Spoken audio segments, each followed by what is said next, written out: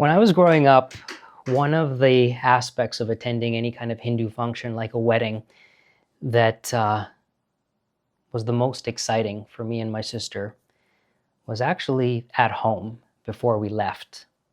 It's when she and I would get on our parents' bed and we would watch my mom get dressed. There was always something really fascinating about seeing my mom take a flat piece of cloth that was 6 yards long and then magnificently turn it into this beautiful garment that was folded and pleated and draped over her so beautifully. And after she had put on her sari, she would go into her closet, and from a shelf high up, she would pull down this burgundy colored box that had a combination lock on it. She would put that thing on the bed, and then she would open it up, and in there was all of her jewelry. And every time she would open that up, from when I was a little kid to even when I was a teenager, my sister and I would pull things out that she wasn't putting on herself, and we would look at this stuff with fascination. All of it was gold, and all of it was 22 karat gold, and most of it was stuff that she had had since she was very young, since she was either a little girl or things that she got when she was married. And all that stuff was very traditional South Indian gold jewelry. Traditional in terms of the shapes. These are shapes that my mom would wear, and then we would go to a wedding and all of the other ladies would be wearing the same shapes of earrings and necklaces and bangles. So I have one of the necklaces here. This was my mom's necklace from when she was about 10 years old, made in Sri Lanka. So this was made probably in the 60s, 22 karat gold. And this necklace is the most traditional South Indian necklace. It's called a Pathakam. And all the ladies have a Pathakam.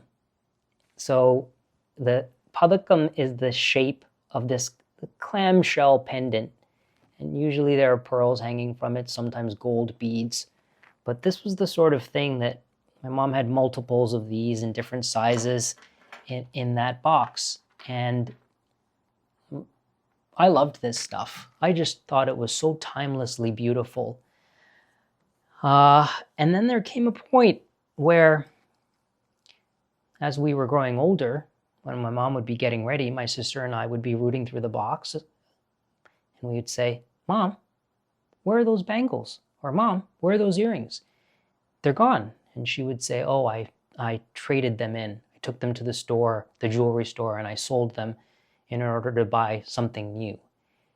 And the new things that she would buy were sort of the moment, modern things, like abstract gold pieces that were hideous, which would be in fashion for a year or two, and then she would eventually trade those in. So my sister and I, we started feeling this horrible feeling of losing some family history with these gold pieces being traded in, because my mom couldn't afford to just buy new pieces. So she would use the value of the gold in her old pieces and have them melted down and then buy new things. And this went on for years, up until a point where my sister and I we kind of said very firmly, "Mom, stop doing this. Just stop. This new stuff is not beautiful, and it doesn't have the sentimental value that this old stuff has, and you can't get that old stuff back. Please stop doing this." So she did stop, and what remained were just a few pieces, including this necklace. I also have a pair of earrings from my grandmother, my mom's mom, that are extremely iconic, very traditional. This studded flower, a diamond studded flower. And so a lot of old ladies all over South India and Sri Lanka will wear these in their ears, but also if their nose is pierced, they'll wear them as a nose ring, sometimes two, these little florets. So when I was in high school, one day something came over me after lunch. I was restless. I didn't want to go to class, and I did something that I had never, ever done before. I skipped class. I just left school with my backpack, got on the public bus, went to the subway station, and took the subway downtown and had an afternoon to myself. I walked around and I discovered a wonderful art bookstore, Mervish Books. And in that bookstore, I saw a book on a table that took my breath away. And it was this book. And it was the cover that really floored me. It was a Pathakam, just like my mom's Pathakams, but it was unlike any Pathakam I had ever seen. And I can't remember if I bought the book that day or if I went back for it, but eventually I got this book and I started reading it and learning so much about the jewelry that I had grown up seeing. These pieces, like the Pathakam, are what are known as temple jewelry. And it's called temple jewelry because the origins of these shapes were the pieces of jewelry that were put on the deities in Hindu temples. They were the jewelry that was used to adorn the stone and metal statues in these ancient temples. And it started there. The assumption is that the real early things that were put on the statues were actually just made out of things like flower garlands, which are still being made, and then shells, like shells strung together. And eventually, as civilization advanced and goldsmiths started working in gold, those shapes were made out of gold and then put on the statue. And when I look at this, when I look at the Pathakam, I mean, it's so obvious to me what that pendant is. That pendant is a clamshell. So this is an ancient style of necklace. And this book was just, I ate this book up. I just couldn't get enough of it. And I shared it with my mom. I showed her all these pictures in here. But as I said, I learned so much. I'm going to read a little part of this from you, a little part of this to you. So Hindus, gold to Hindus is a sacred metal. It's not something that's just used because of its beauty, but it has a spiritual significance in the religion. And Hindus will not set stones in any other metal other than gold. They won't set rubies in silver or platinum or diamonds in any other metal other than gold. So here's a little part of this book. Today, India is thought to have the largest undeclared gold reserve of any country in the world, most of it stored in jewelry, fashioned in the meltingly rich yellow of 22 and 24 karat gold. Attempts in the 1960s and 70s by the government to liberate this treasure for national investment failed dismally. Indians of all walks of life stubbornly refused to accept jewels with a lower gold content. In the past, the gems that were embedded in this gold were neither chosen nor worn solely for decorative or aesthetic reasons. Gems were seen as powerful agents, capable through their refractive ability of absorbing and radiating the energy of the cosmos. This energy could influence people's lives for better or for worse. Sanskrit treatises explained at length the characteristics of precious stones, and Hindu astrologers relied upon them to advise individuals which stones or combinations of stones were right for them. Chosen carefully, gems served as talismans and charms, and were believed to ward off evil, to cure particular diseases, or to generate health and good fortune. The most powerful jewel of all was the Navaratna, literally 9 gems, an amulet comprising the 9 planetary stones of Hinduism: diamond, pearl, ruby, sapphire, emerald, topaz, cat's eye, coral, and hyacinth. Each of these stones was associated with a celestial deity, which in combination represented the totality of the Hindu universe. The ruby, for example, was allied with the sun, the pearl with the moon.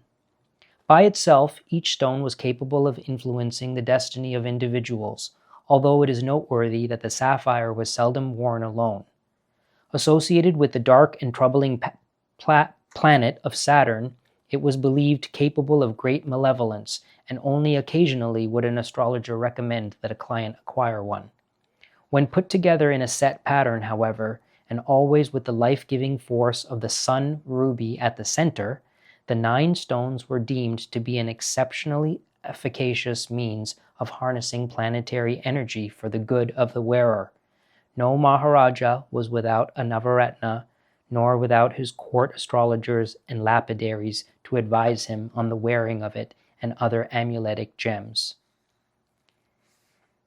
So this was the sort of thing that just fascinated me by this book. Oh, here I am. Oh, there's a picture of me. Who knew? So it was from reading this book that my understanding of gold in my culture and seeing it from my mom made sense. Although most of what was in here was stuff that my mom knew nothing about, I understood after reading this book that she was just born into it. She was born into an ancient world where it was commonplace to see elephants walking in front of her house in the morning. And it was in that world that things like this were just familiar.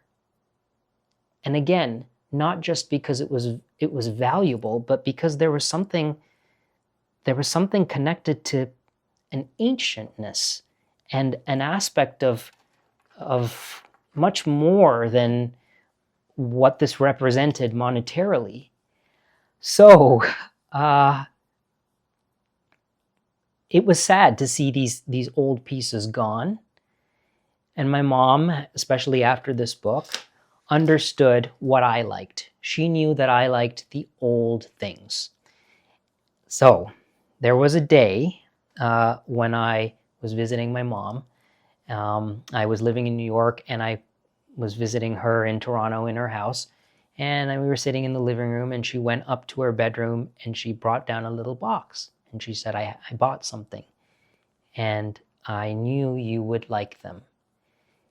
And she opened this little box, and in the box were these bangles. And she said that she knew I would like them because of this book, because there was a page in this book where I had shown her these bangles, and I had said multiple times, Mom, aren't these so nice? This bangle is a very, very, very traditional, ancient style of Indian bangle, both in the north and the south. And there are different names for this. In the north, they're called Kadas, K-A-D-A. In the south, they're called Kanganam. And the form of the bangle is 2 mythical creatures, animal-like creatures, both of their heads coming together at the place where there is a clasp. And these animal heads they're different. Sometimes it's a figure called a Garuda. The bangle that I have is called a Makara. And the Makara bangle, the Makara is a river serpent. So they open with a screw. And this is also a really old mechanism. And they close with the animal heads coming together, the Makara heads coming together, and the screw holds it in place. My mom had really tiny wrists. And from when she was a small girl, she was trained to squeeze her fingers together to get a bangle over the widest part of her palm onto her wrist. And from doing that, I think frequently, I don't know what it was about her hand, but she was able to get a tiny bangle over her hand onto her tiny wrist, something that no one else in her family can do like that, the way how malleable her wrist was. Well, it was very hard for her to find bangles in her size because her wrists were so small that really the only thing that would fit her were like children's bangles. And she said that she bought these at the store, at the gold store. She set them aside right away because they were a very small size, which was unusual. And when she pulled them down, when she brought them downstairs, she said, "I knew you would like them." And I did. I loved them because it was one of those rare situations where she had bought something new that was actually influenced by something ancient and very old. And then I kind of forgot about them. And my mom wore these maybe twice. She wore them when I published my first book, or I had my first book published, and we had a very fancy book launch in Toronto. And I said, "Mom, you should wear those bangles." These are also called in Tamil Pootookaapu. Putta means to close, and Kapu is bangle. So in my head, I think of these as Pootookaapu. So I said, "Mom, you should wear your Pootookaapu." And she did. And I think she only wore them once again. And then, 6 years ago, my mom contracted a very rare brain disease, and within a month got very sick and declined and passed away. And many months after that, when I was in Toronto, my sisters and I went to the bank, to her safety deposit box where all of her jewelry was stored. And in this very sterile room, the three of us were kind of numb as we went through her things, her precious jewelry, and I had completely forgotten about these bangles, but I took them out of the box and it just all came back to me. My mom saying, "I knew you would like these bangles." My mom was always trying to get me to wear jewelry. In our culture, it's kind of not a good thing to not wear any gold. And I didn't like to wear any jewelry. So when we would go to weddings or any kind of function, she would always say in Tamil, "Enna pilla verunkalathora pogadadu." It's not good to be going with a bare neck or bare hands. And I just adamantly refused. I didn't want any rings or bracelets or anything. But it was something that always kind of bothered her. And in that very sterile room in the bank, I saw these, and I just saw my mom kind of smiling at me and saying, "Look, you like these." And I wasn't even thinking, but I opened it up. I opened up one of the bangles and I put it on my wrist. And I was kind of shocked that it fit. It actually fit my hand. I think these were a little big on my mom. And when I put them on my hands, my sisters were with me. I just asked both of my sisters if they would be okay with me having these. And they said, they were kind of weirded out. They said, "Yeah, sure, go ahead." Why? And I said, "Because I'm going to wear them." In that little room with that safety deposit box, it really just hit me that she only wore these a couple of times and then she was gone. And the reason why they were in that box was because they were valuable. And this is what people do. They put their valuable things away and they save them for special occasions. But when I put them on my hands, I thought, this is going to be a reminder to me that your life will be over. And every single day that you can make the most of the day by savoring every small aspect of it, that makes the day much more valuable. So wear these bangles every single day and don't be scared of what might happen to them, because every single day that you wear these bangles will be one day that is richer because of them. And I never took them off. I mean, I take them off when I go to sleep. I take them off when I play the harp or make pottery.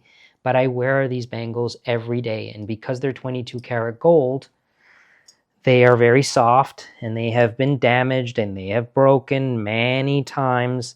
And they have been repaired by a fantastic jeweler here in New York. And every time I walk in the door, he kind of rolls his eyes. Like, "Oh, you're back here again." There is an aspect of these bangles that unexpectedly has added something to my life.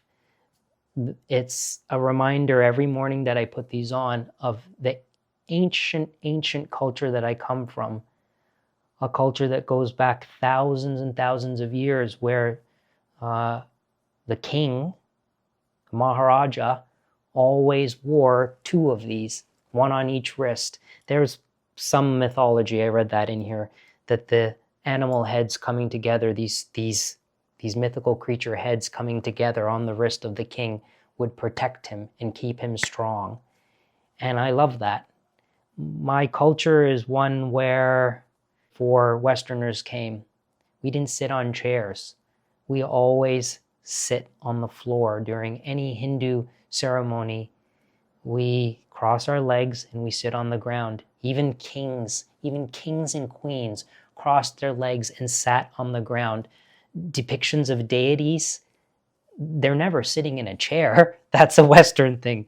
They're standing up or they're sitting on the ground. And even the ancient statues of these deities, they are adorned with jewelry identical to this. Statues of Vishnu, statues of Parvati at the Metropolitan Museum of Art, they're wearing bangles carved in the stone that are just really almost identical. And gold from 500 years ago in India hasn't survived because of really the thing that my mom was doing. Over time, the people that owned this jewelry would have it melted and remade into something else. So unfortunately, we have no examples, or very few examples, of Indian jewelry that predates 1750. And even things between 1750 and 1850 are extremely rare. But we know from paintings and stone carvings and metal idols, like the statues that are at the Met, that gives us an indication of what the ancients were wearing. And it's wonderful to me that it hasn't changed. These bangles root me to that culture. And they remind me of many things. They remind me of my mom. They remind me of who I am and where I came from. And they remind me of where I will end up. That one day, these bangles will sit here without me. So, these are my bangles. And if anyone, people have asked for me to talk about them because they would like a pair themselves. So, if you would like a pair for yourself, where do you get these? Well, you would get similar bangles at any South Indian jewelry store. And there are South Indian jewelry stores in Flushing. There are South Indian jewelry stores in the suburbs outside Toronto, in Markham and Scarborough. And you go in and you ask for a Pootookaapu, or a bangle that closes with a screw. And here is a tip: if you are going to invest in a pair, and I would really suggest the pair, because the pair is this thing that's kind of ancient and so traditional, and I think so beautiful about this is wearing them as a pair.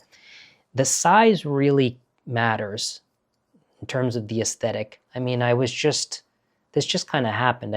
I just put them on. They were in the box. I took them out and put them on. But it's over time that I've realized that part of the beauty of these is that they really hug the wrist. And that's kind of a crucial aspect of this. If the bangle is too big and it moves all the way up here, then it means it's going to fall over here on your palm. And that aspect of it diminishes from its beauty. The bangle should really just sit right around the wrist, and it shouldn't come further down than the wrist. So the size is kind of vital. To me, it makes or breaks it. And if you're looking at them, try them on. Ask them to take them out and put them on. My bangles. Memories from the past and memories for the future.